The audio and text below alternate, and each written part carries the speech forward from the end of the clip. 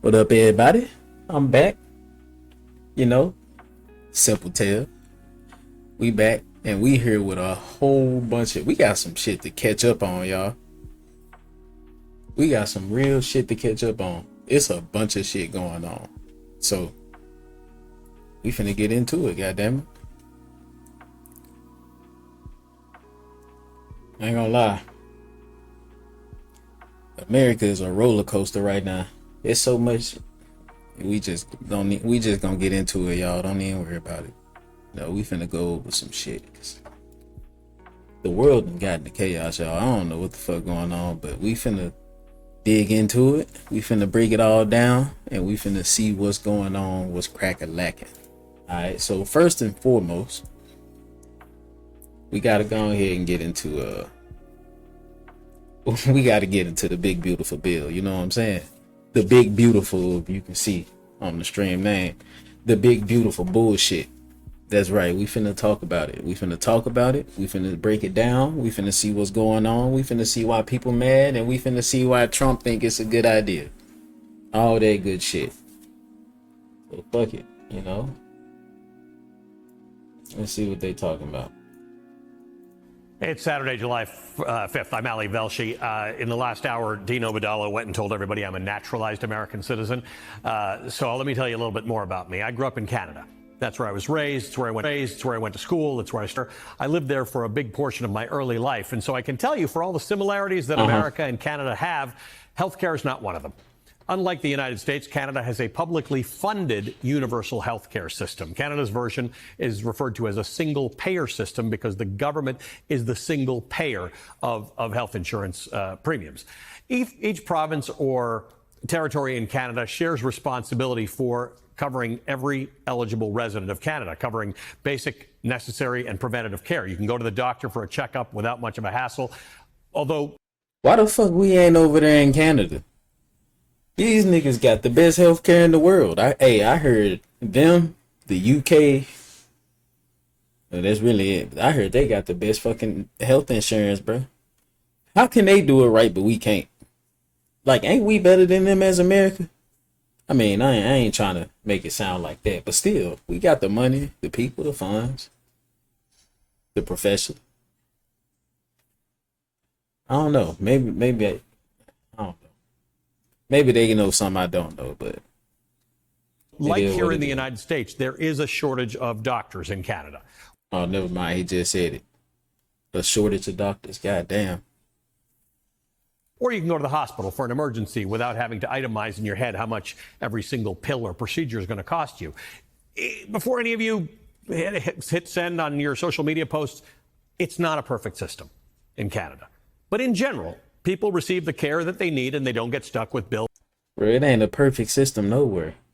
So shit, to me, Canada sound like they still a step ahead. They sound like they doing better than us. My nigga just said you can go to a doctor with no hassle. When have we ever did that shit in America? We be afraid to go to their ass. We don't know what's gonna go on, when they gonna be there, who gonna be there. Sometimes it don't be your goddamn doctor. Hey, oh yeah. Sorry, Mr. Tribbett, we're out for today. But my assistant will be there, Miss Stokes. Miss Stokes, who the fuck is she ain't introduced me to me. Who the fuck is Miss Stokes? You want me to trust a bitch I don't know? It's a reason why you my doctor. Because I trust you, not Miss Stokes. You might trust Miss Stokes, but I don't trust that bitch, goddamn. But yeah, like that's the shit we deal with over here. I don't think they had that problem in Canada that send them into crippling debt. There's no such thing as medical bankruptcy in Canada. And by the way, that's the case for nearly every developed country. We describe those developed countries as being part of the Organization for Economic Cooperation and Development. Its shorthand is OECD countries. They're modern big economies, democracies: Germany, Ireland, Italy, Japan, Portugal, Sweden, even Luxembourg. They all have a universal or near universal health care system. Everybody's entitled to get health care. There is, in fact, just one OECD country that doesn't have some version of health care for everybody. Oh, let me guess. Let me guess. Who do y'all think that is?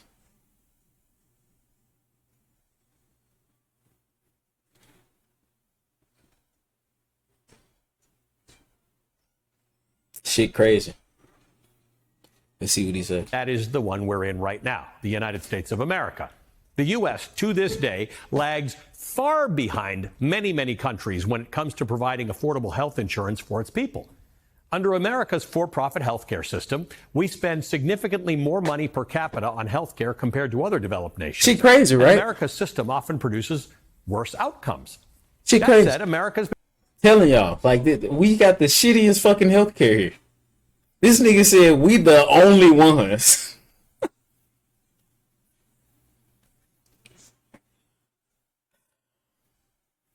We got to do something about this, y'all. I don't know what we got to do, but we got to do something about it, because how we the only fucking country that can't get healthcare right? I'm genuinely serious about this. How the fuck we can't get healthcare right? We can get everything. Nah, let me not say that, because we can't. But still, all these other countries got it right. Why are we the ones who can't? Shit don't make sense to me. You know what? Maybe he gonna explain it. Let me go back some. Maybe he gonna explain it. Let's see. The U.S., to this day, lags far behind many, many countries when it comes to providing affordable health insurance for its people. Under America's for-profit healthcare system, we spend significantly more money per capita on healthcare compared to other developed nations, and America's system often produces worse outcomes. That said, America's been making strides toward a better healthcare system for a while. A lot of that is because of the social safety net programs that have helped to prevent millions of Americans from becoming uninsured. So basically, everybody was like, fuck the government. Y'all started COVID. And the government was like, no, the fuck we didn't. We try to make it better. And everybody believed it.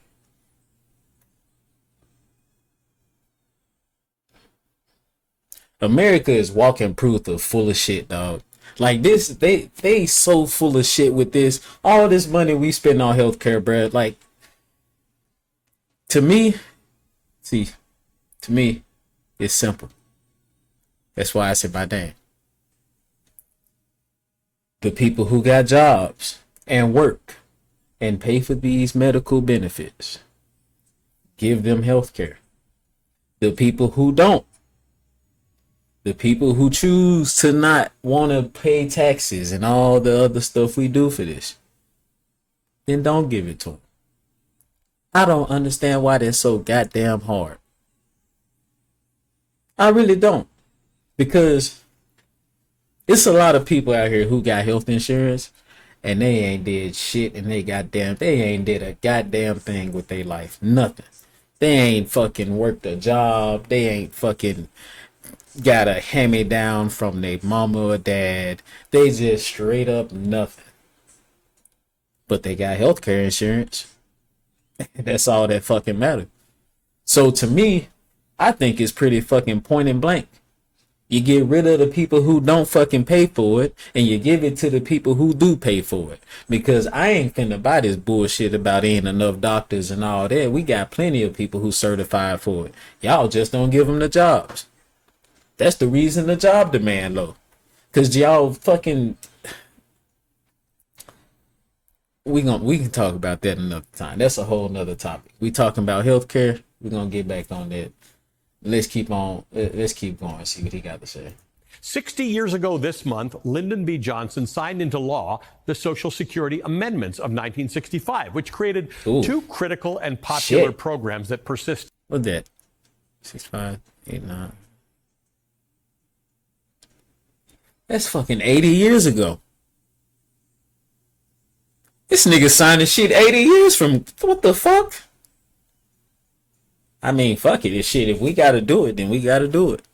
But, damn, that's a long time ago. This nigga, think about how long this nigga had like he was in the law book, flipping pages. 1965, this one here had he had to find that motherfucker. He pinpoint accurate. To this day, Medicaid and Medicare. The signing ceremony took place at the Truman Presidential Library in Independence, Missouri. Former President Harry Truman was in attendance. That's him on the right, wearing the glasses. Moments after the bill became law, we all know how he 81-year-old Truman, who was the first American president to propose a national health care program decades earlier, became the first Medicare enrollee. He was presented with a Medicare card. Over the years, both Medicaid and Medicare have expanded to cover insurance for low-income Americans, people with disabilities, children, the elderly, among other groups. Today, more than 66 million people are on Medicare and 71 million.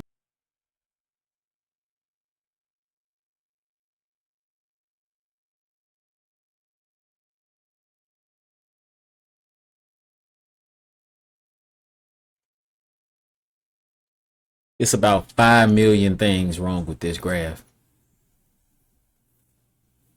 If you do the math.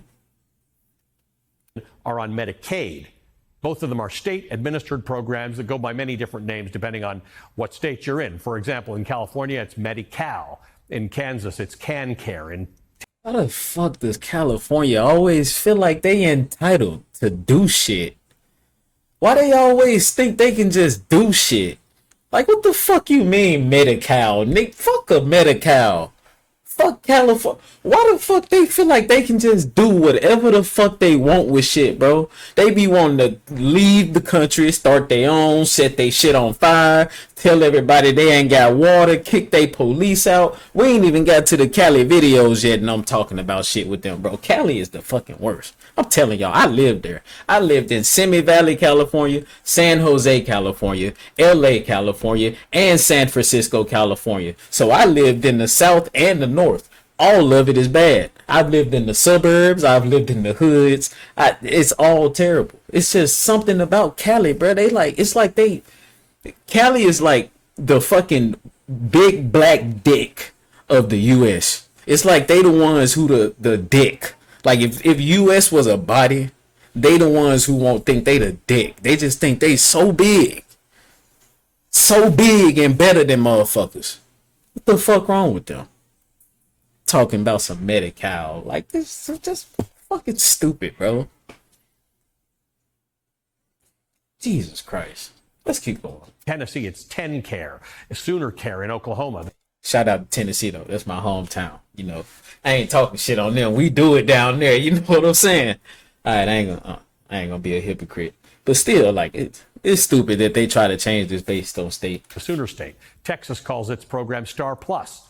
In Louisiana, it's Bayou Health. But regardless of the name, those are all you ain't gonna remember programs. none of this shit. And the 71 million people who are call it enrolled in Medicaid. those programs have made Medicaid the largest single insurer in the country today. The Affordable Care Act, or what some people call Obamacare, also helped the country make strides toward providing health insurance for more Americans. Obamacare ain't do shit but make us pay more in taxes. I said it. It's just that simple. Yep.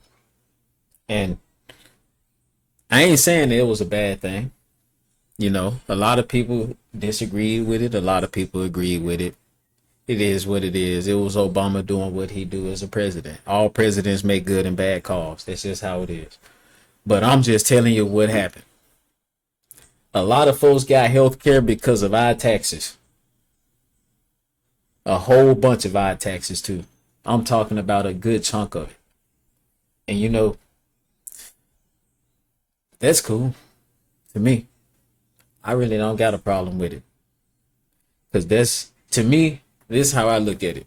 See, because I know some people like to be mad about shit like this. But I'm going to tell you why I'm okay with it. Because I would rather our country spend the money that we have on us. Not on other countries.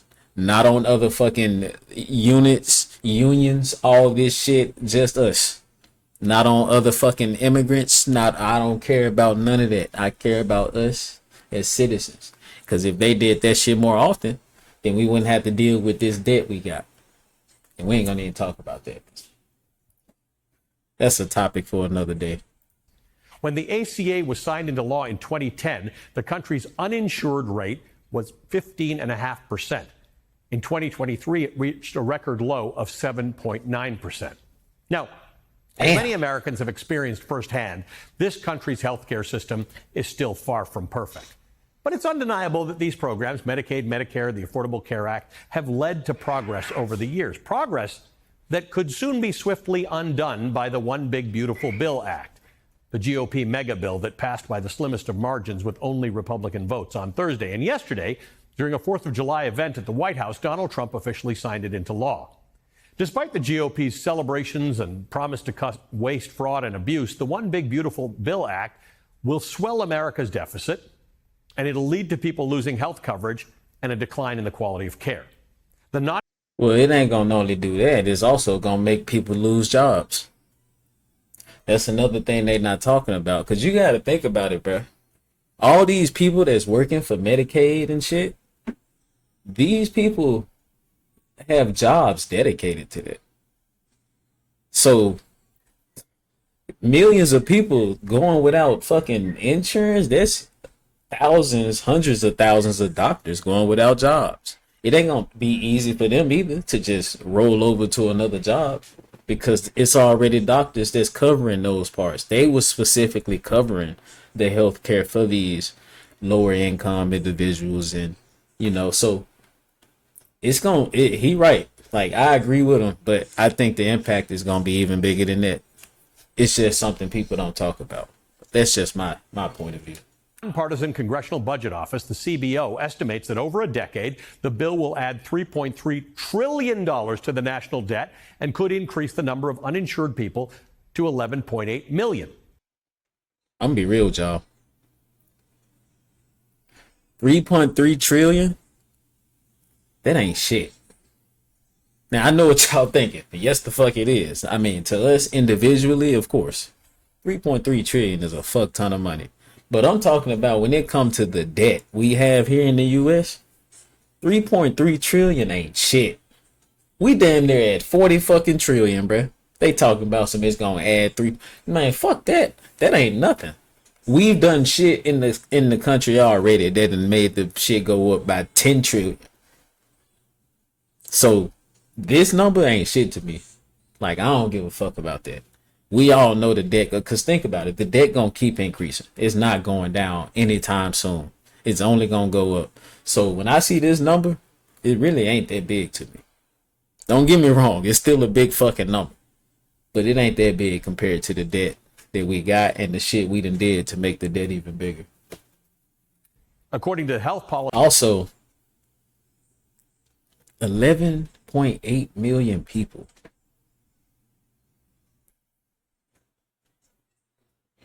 Damn.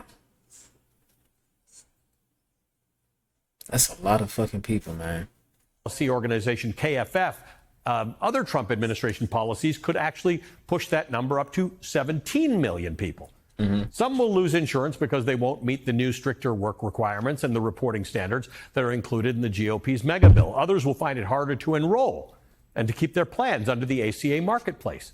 In fact, going forward, people will have to update their information every year. They'll no longer be allowed to automatically re-enroll. Why is that necessary in 2025? On top, I mean, why not? It's just them making sure that you're the same person. I mean, I get that it's an extra step, but it's a lot of things that make you do that. You gotta re-fucking roll in doing your taxes. Yeah, they got steps to help you fucking do it from your old one, but you still gotta do all the steps again. I don't think it's nothing wrong with that. He trying to make it seem like it's something wrong with that, but it's really nothing wrong with that. Like, to me, I look at it like a more security thing, or maybe they just want to do a better validation of people. That's all it is. They're not doing it to hurt feelings like he trying to portray it. for that, the One Big Beautiful Bill shortens the annual open enrollment period by about a month. These are efforts to choke off access to the ACA marketplace. They make it harder for millions of people to obtain and maintain health coverage. Medicaid. I don't believe that either. See, because the thing is that the shit he's saying is stuff that is basically just shit that you have to know in order to do. Like, if you don't know shit about it, then of course you gonna fucking have a hard time trying to do it. But it really don't seem that hard. Like, once he passed this bill and all the new shit come out of how it's gonna be done, all you gotta do is just follow that. Simple. Like, it's no reason to try to make it seem like it's gonna be complicated. Like, those millions of people he talking about that's gonna struggle with it, those people who don't actually take the time to learn about it. Like, if you actually take the time to learn about it and see how to wiggle your way around it, you'll be good. That's all. I mean, of course, the poor people, People who low income that suffer and all that, I get it. Obviously, it's gonna be hard for them, but it's financially hard for them. What he talking about specifically is just it's gonna be mechanically hard, like as in you won't be able to understand it, but you can. Don't let this nigga tell you that you won't be able to understand how it's gonna work. It's not gonna be fucking hard. Enrollees can also expect more out-of-pocket expenses. The bill includes provisions that require states with expanded Medicaid coverage to charge some enrollees up to $35 for some services. All of these changes and cuts are going to lead to the loss of service and the possibility that some of the country's 760 at-risk, financially strapped rural hospitals could be forced to close, hundreds of them. That's why some Republican senators like Susan Collins fought for a $50 billion fund for rural hospitals, although that may still not be enough to prevent some from closing. The One Big Beautiful Bill Act is a big step backward for this country's healthcare system. I mean, well, y'all can try to fight the shit all you want, but at the end of the day, like, you got to remember it's half of America that's siding with Trump on this. So it's just gonna be a battle that's never gonna last. It's not gonna last long, really, because it's only so much you can do against the government. If the government start to make cuts on shit, you just gotta accept it, because they ultimately the funders of most things, and you can't control that. The rich people can, but you think they want to? I know I wouldn't. I'm not gonna take on fucking healthcare on my back. That's a big responsibility. But yeah, we had to go and cover that so people can see what they talking about with the healthcare and the big beautiful bill. That's got a lot of people mad, so I just wanted to clear it up.